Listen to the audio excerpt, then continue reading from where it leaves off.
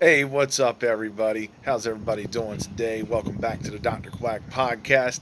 I figured I needed some fresh air, so we're doing this show outside today. But the big rumor that I want to talk about, there's several big rumors. WWE WrestleMania is coming up, not one now, but 2 days, right? So we have that. And right now, you know, you're talking about Roman Reigns not being able to compete. According to this week, they've been filming WrestleMania.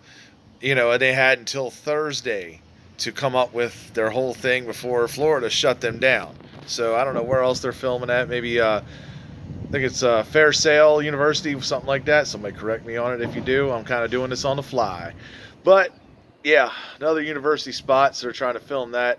But right now they're trying to figure out who is going to be Goldberg's opponent. The logic answer, of course, would be the Fiend, Bray Wyatt. Why not have a return match? But no, we got John Cena there, so they don't want to do that. They're thinking Braun Strowman might be a candidate here for Goldberg, which would be okay. I mean, you got the big, massive guy going against, the over-aged, legendary guy. Yes, he should not be world champion. This was a big mistake, in my opinion. But, it's what it is. Could you have Baron Corbin go against him? Sure. Baron Corbin draws a great heat. He does. Some people don't like his in-ring work, but he draws really good heat against, opponents, man. He puts people over. So this would be good to see a monster babyface against, somewhat of a monster heel. Sorry for the shaking, folks. I'm holding my camera because I'm outside and I got kids that are going crazy. But it's okay. Everything's fine. Don't worry. They're good. I just wanted to talk about this. I feel that it would be Bray Wyatt would be the best opponent for this. Again, I am not really looking forward to too much of WrestleMania. I mean, in some people's opinion, it should be postponed. It really should. But show must go on, as they always say. The big match I'm looking forward to is Rhea Ripley, Charlotte Flair, NXT title. I really feel like that's going to be a great one. Can't really, tell you that the other matches are going to top this. I feel like this is going to be the match. Shayna Baszler and Becky Lynch, that's going to be right there with it. That's going to be the only other one. These two, of course, the women's matches are actually legitimate. Actually look like they're going to be good matches. Even if they're taped, I'll still want to watch them. Everything else, kind of blah. Kind of blah. It's just really shocking to me. I know the coronavirus is affecting the world right now. It really is. I mean, not just the wrestling world, the world in general. I mean, things are shutting down.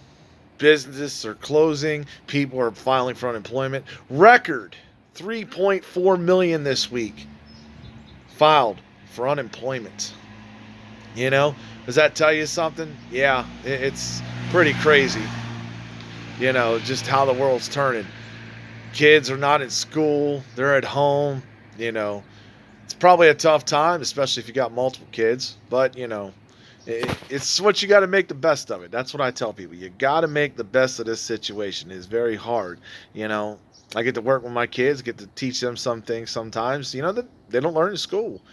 So I feel pretty proud on that, and trying to stop them from going into, World War III. That's always the fun part.